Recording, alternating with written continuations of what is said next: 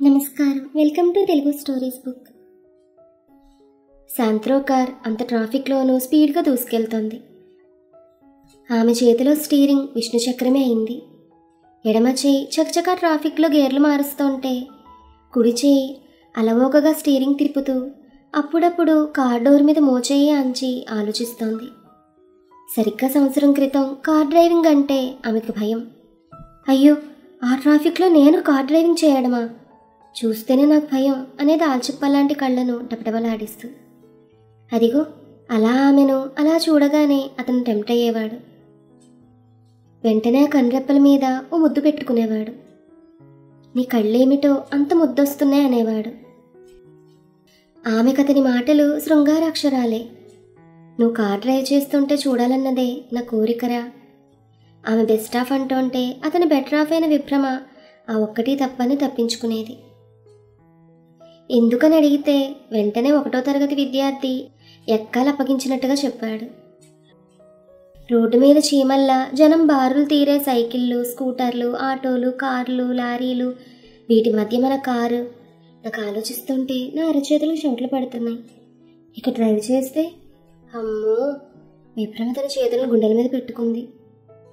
వివేక్ వెంటనే ఆమె చేతులు తీసేసి తన చేతులు ఆమె గుండెల మీద పెట్టి, అయ్యో నీ గుండె బాగా కొట్టుకుంటోంది అని అల్లరి మొదలు పెట్టేవాడు. మొత్తానికి విభ్రమ డ్రైవింగ్ చేయకూడదనే నిర్ణయానికి వచ్చింది. కానీ వివేక్ వదిలితేగా పట్టుపట్టాడు. కారు నేర్చుకోవడం ఈజీ. నిజం చెప్పాలంటే స్కూటర్, బైక్ కంటే కారు నడపడమే బెటర్. నా కోసం ప్లీజ్ రా. అతను ఆమె చూకం పట్టుకుని బ్రతిమలాడేసరికి ఆమె ఐస్ ఫ్రూట్లా కరిగిపోయింది. ఆమె ప్రేమ ఐస్ ఫ్రూట్ పుల్లలా మిగిలిపోయింది. మీకోసమంటే నేర్చుకుంటాను. అతని మీదున్న అవ్యాజమైన ప్రేమను ఆమె అలా ఎక్స్ప్రెస్ చేస్తోంది. అతని కోసం ఏమైనా చేసే ఆమె ప్రేమే ఇప్పుడు ఆమె జీవితంలో చిన్న అల్లకల్లోలాన్ని సృష్టించింది. విభ్రమలో పట్టుదలుంది. ఏ పని చేసినా తపస్సులా చేస్తుంది. అతని కోసం కార్ డ్రైవింగ్ నేర్చుకుంది. ఇప్పుడు వివేక్ కన్నా విభ్రమే అద్భుతంగా డ్రైవ్ చేస్తోంది. ఏ మెల్లగా అంటూ అతను బెదిరిపోయేంత స్పీడ్గా కారును నడిపిస్తోంది. ఆమె అతను ఇద్దరి మధ్య ఆర్థిక సమస్యలు లేవు. ఆడపడుచుల పోరు లేదు, అత్త లేదు. ఒక ఫ్లాట్, కారు, బ్యాంక్ బ్యాలెన్స్, అన్నింటికన్నా ఇద్దరికి ఒకరంటే ఒకరికి ప్రేమ. అయినా పెళ్ళై సంవత్సరమే అయినా అతనికి ఆమంటే ఇష్టమే. అయినా ఈ మధ్య అతనిలో ఏదో అసంతృప్తి, నిర్లిప్తత, ముభావం. పెళ్ళైన కొత్తలో మొదటి రాత్రి, 2వ రాత్రి, 3వ రాత్రి, అసలు ప్రతి రాత్రి పగలు, స్థలం, సమయ నిబంధనలు ఏమీ లేకుండా ఎంత బాగా గడిచిపోయేది. అతనికి ఎలా ఇష్టమైతే అలా. ఆమె కారు ముందుకు వెళ్తుంటే ఆమె అంతరంగంలో ఉన్న ఆలోచనలు, జ్ఞాపకాలు, అనుభవాలు వెనక్కి వెళ్తున్నాయి. మొదటి రాత్రి మత్తెక్కించే మల్లెలు సరే, గుమ్మెత్తెక్కించే అగరొత్తులు చల్ని పుట్టించే అన్నట్టుగా, ట్యూబ్లైట్ స్విచ్ మీద మొట్టికాయ, మోస్ట్ వెల్కమ్ అని చెప్పే పట్టె మంచం, దాని మీదున్న పరుపు, మీ ఇద్దరితో పాటు మమ్మల్ని నలిపేయండే అని చెప్పే పరుపు మీద పరుచుకున్న మల్లెలు, తొలి సమాగానికి చెమట్లు పుట్టించి తొలకరి కోరిక మకసిరిక ఆహ్వాన వేదిక. వివేక్ మాటిమాటికి గుమ్మం వైపు చూస్తున్నాడు. విభ్రమ తయారవుతోంది. తెల్ల చీర, పాల గ్లాస్, అలంకరణలు అన్నీ మామూలే. స్నేహితురాలు ముస్తాబు చేసి పడగ్గది సంగతులు ఆమె చెవిలో చేరవేసి ముసిముసి నవ్వులతో నిష్క్రమించారు. అప్పుడొచ్చింది బామ్మ. నువ్వేంటే ఇక్కడ, ఏమైనా సలహాలు ఇస్తావా అని అడిగింది విభ్రమ. బామ్మ దగ్గర విభ్రమకు చనువు ఎక్కువ. ఓ నగ్న సత్యం చెబుదామని వచ్చాను మనవరాలా, తను తక్కువ తినలేదన్నట్టుగా అంది బామ్మ. నగ్న సత్యం అంటే కొంపతీసి బట్టలిప్పేసి అని ఆగి బామ్మ వంక చూసింది విభ్రమ. విభ్రమ చాలా ఫాస్ట్. ఆమె పబ్లవి పరిచయమే. అలా అని ఎప్పుడూ హద్దు మీరలేదు. అవును, పడగ్గదిలో నా నగ్న సత్యం అంది నర్మగర్భంగా. 3 ముక్కల్లో చెప్పవే, లేకపోతే 3 రాత్రుల్లో మొదటి రాత్రి నీతో ఇలా గడపాల్సి వస్తుంది అంది విభ్రమ. పడగ్గదిలోకి వెళ్ళగానే ఏం చేస్తావు అని అడిగింది బామ్మ. నేల మీద దిండు చాప పరుచుకుని 3 వేసుకుని పడుకుంటాను అని చెప్పింది విభ్రమ. అదేంటే, మరి నీ మొగుడు 6 వేసుకుని డాబా మీద పడుకుంటాడా? బామ్మకు ఒళ్ళు మండి అడిగింది. మరి లేకపోతే ఏంటి, శోభనం గదిలోకి వెళ్ళేది దేనికి? మొగుడు పెళ్ళాల ఆట ఆడుకోవడానికి కదా అంది విభ్రమ. వెరీ గుడ్, నా మనవరాలు అనిపించుకున్నావు. నేనైతే మీ తాతయ్యతో పెళ్ళికి ఒక రోజు ముందే ఫస్ట్ నైట్ ఏర్పాటు చేయించాను. అది వదిలే కానీ ఇంటికి పడగదిలోకి వెళ్ళగానే ఏం చేస్తావు? మామూలుగా అయితే సిగ్గుపడాలి, కానీ అతను ఫారెన్లో చదివొచ్చాడు. పబ్లు అవి అతనికి కొత్త కాదు. పైగా సెక్స్ విజ్ఞానం పెరిగింది. అందుకని సిగ్గు అతన్ని ఏడిపించడం లాంటి ప్రోగ్రామ్స్ పెట్టకుండా అతను ఫుల్ కోఆపరేట్ చేస్తాను. దట్స్ గుడే మనవరాలా, అదే చెప్పాలని వచ్చాను. ఈ రోజుల్లో అంతా ఫాస్ట్ ఫుడ్తో సహా. అందుకే సిగ్గులు కాకరకాయ లాంటివి వద్దు, రెచ్చిపో. నీ ఫారెన్ రిటర్న్ మొగుడికి వావ్ క్యా పెళ్ళాం హై అన్న రేంజ్లో స్వర్గసుఖాలు చూపించు. అతడు బెస్ట్ అనేలా అంది బామ్మ. అబ్బా, ఇంకో 100 ఏళ్ల తర్వాత పుట్టాల్సిన దానివే బామ్మ నువ్వు అంది విప్రమ. ఆ మాటకి బామ్మ నవ్వుకుంటూ అక్కడి నుంచి నిష్క్రమించింది. ఇక్కడ వివేక్ భార్య కోసం ఎదురు చూస్తున్నాడు. తను సిగ్గుపడుతూ లోపలికి వస్తోంది. తన చీర కుర్చీల మీద చేయేస్తాడు. దాంతో విప్రమ అబ్బో వద్దు అంటుంది. తన ఒంటి మీద ఒక్కో ఆచ్ఛాదన్ని తొలగిస్తుంటే విప్రమ 2 చేతులు అడ్డుగా పెట్టుకుంటోంది. ఆమె సిగ్గు తన స్పర్శతో ముడుచుకొని తర్వాత విచ్చుకుంటోంది. ఆమె వద్దంటుంటే అతను రెచ్చిపోతాడు. ఆహా, ఎంత గొప్ప ఊహ, ఎంత గొప్ప మధురోహ. వివేక్ ఇలా ఆలోచించుకుంటుండగా ఇంతలో విప్రమ లోపలికొచ్చింది. దాంతో వివేక్ మెల్లగా విప్రమ దగ్గరికి వెళ్ళాడు. మెల్లగా ఆమెను మంచం దగ్గరికి నడిపించుకొచ్చాడు. ఆమె నడుము వంపు మీద చెయ్యేశాడు. జాకెట్టుకు చీరకు మధ్య ఉన్న నడుము వంపు ముట్టొచ్చేలా ఉంది.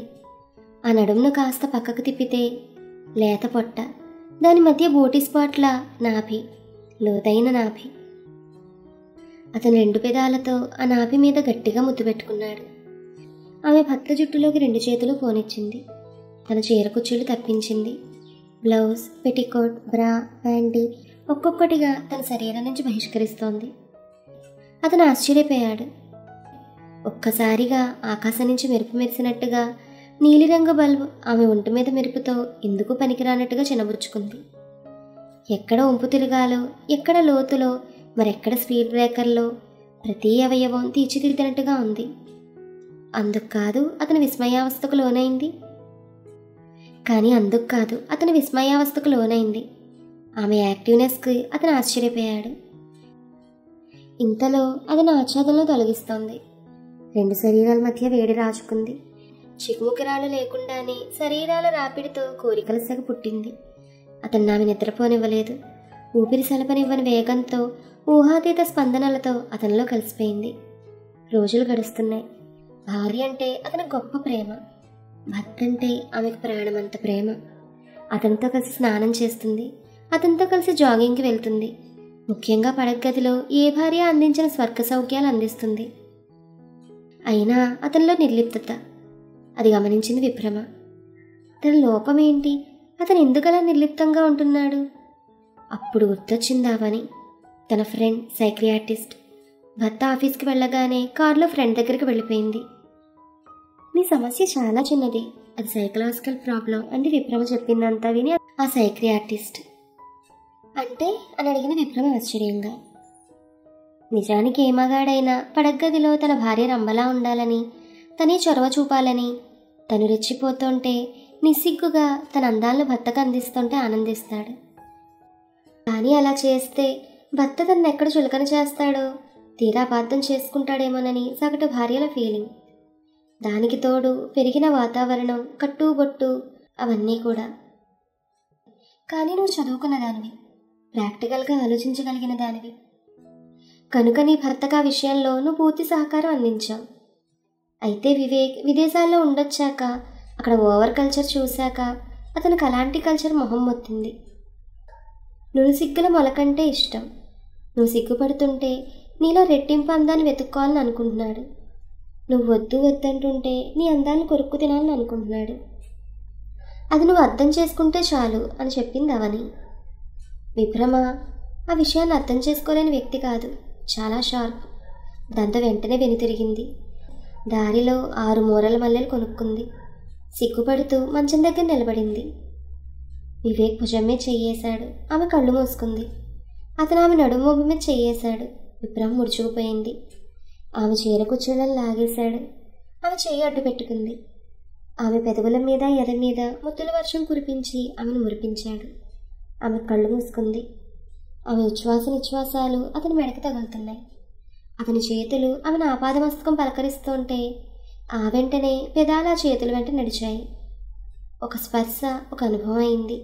ఒక అనుభవంలోనే ప్రకంపనలు సృష్టిస్తూ ఒక అనుభూతి అయింది. ఒంటి మీద ఏ ఆచ్ఛాదన లేని ఆమె 2 కళ్ళు మూసుకుని అతని దుప్పటితో చుట్టేస్తుంటే అతను ఆమె చెవి కొనను కొరికి ఎంత బాగుంది అనుభవం అన్నాడు. మరి రోజూ కాస్త సిగ్గమ్ముతారా? అతని చెవి దగ్గర కొనిగింది స్వాగతంగా ఆమె. రేడియోలో కాబోలు అంది అందని ముద్దే ముద్దు అనే ముద్దుపాట వస్తోంది. అతనికి ముద్దొచ్చే సిగ్గంటే ముద్దు. ఆమెకు అతను తన ఆపాదమస్తకం స్పర్శిస్తే ముద్దు. మరిక ఇద్దరు ముద్దులకు హద్దెందుకు? ఆమె సిగ్గుకు సెలవెందుకు? ఆమెకిప్పుడు సిగ్గు అనివార్యం. భక్తంటే ప్రాణ సమానం. మీకు ఈ కథ నచ్చితే please like, share and subscribe to our Telugu stories book. Thank you.